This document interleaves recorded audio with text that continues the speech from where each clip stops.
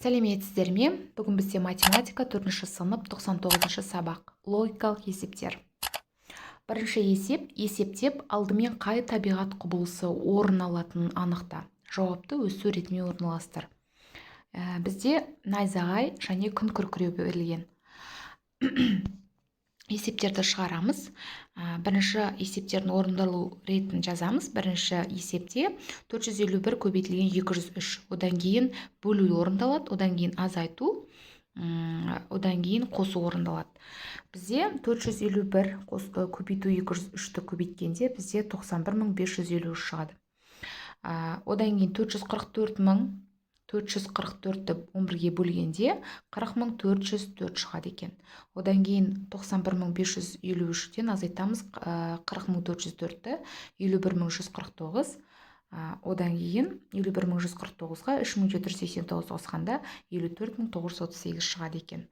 Ол найзағай. Екінші, 56 көбейту 640 азайту жақша ашылған 11258 азайту 27 көбейту 35 қосу 374498. Яғни біз болады бірінші амал көбейту жақшаның ішіндегі, одан кейін азайту, одан кейін 56-ны 640-қа көбейтеміз, одан кейін азайтамыз, одан кейін ең соңында қосу амалы орындалады.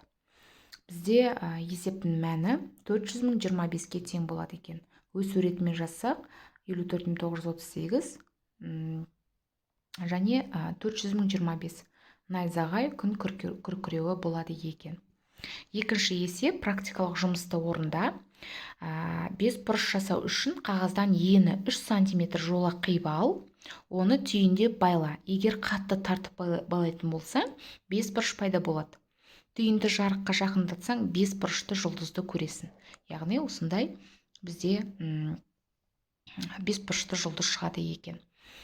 Үшінші есеп тапсырманы орында. Сен суреттен неше үшбұрышты көріп тұрсың? Яғни біз суреттен 23 бұрыш көріп тұрмыз. Анықтап санайтын болсақ, 23 бұрыш көріп тұр екенбіз. Қарындашты қағаздан ажыратпай жұлдыз сала аласың ба? Иә, сала аламыз, иә. Яғни бір жаңағы қарындашты қағаздан ажыратпай жұлдызды салуға болады екен. Үшінші тапсырма. Берілген фигура бірдей 7 шаршыдан тұрады. Оның периметрі 112 см. Фигураның ауданы нешеге тең? Яғни барлығы 7 шаршы, периметрі 112 см, жалпы аудан табуымыз керек. Бірінші периметр А көбейту 4, П бөлу 4.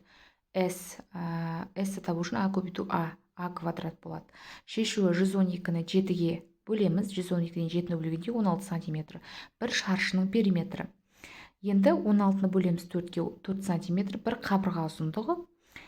Аудан табу үшін 4-ті көбейтеміз 4-ті 16 см квадрат. Бір шаршының ауданы, 7 шаршының ауданы, яғни фигураның ауданы бізде 16-ны 7-ге көбейткенде 112 см. Фигураның ауданы 112 см болады екен. Бесінші есеп, есепте және тексер. Бізде бөлуге берілген есептер баған түрінде есептейміз. 256.527-ге бөлгенде 9500 шығады екен. 9527-ге көбейту арқылы біз 256.500 шығады екен. Тексереміз. Одан кейін 106.110-ды бөлеміз 786-ға, 135 шығады. Оны тексеру үшін 786-ға 135-ті көбейту арқылы тексереміз. 256.626-ны бөлеміз 807-ге, 318. Оны тексеру үшін 318-ге 807-ні көбейтеміз. Дәл сол сияқты 13.888-ді бөлеміз 248-ге 56 шығады екен. 248-56 көбейткенде 13.888 шығады екен. Бесіншісі 4,415,250-ді бөлеміз 725-ге. Сонда 6090 шығады екен. Оны тексеру үшін 6090-ды 725-ге көбейтеміз. Сонда 4,415,250 шығады екен. 224.448-ді бөлеміз 56-ға, 4008 шығады. 4856-ға көбейткенде 224.448 шығады екен. Алтыншы есеп, қорытындысын жаз. Мына кесінділердің арасында бірдейлері бар ма? Суреттегі найзағайлардың ұзындығын өлшеп тексер. яғни мына жерді біз сызғышпен өлшейміз. Қайсысы бірдей? Бірдейлерді жазамыз. Бірдейлері бар 18 мм. Екіншісі, мына фигуралардың қайсысы ең ұзын немесе ұзындықтары бірдей екенін көз мөлшерімен анықта. Сызғыштың көмегімен тексер. Яғни мына фигураларға қарайтын болсақ, көз мөлшерімен бірінші фигура ұзын болып тұр, иә? Б-сы, қай дөңгелек үлкен? А немесе Б жауабыңды сызғышпен көмегімен тексер. А және В фигурасы берілген. А 8 мм, В 7 мм. В-сы, қыздардың ең бойы ұзыны қайсысы? Жауабыңды сызғыштың көмегімен тексер.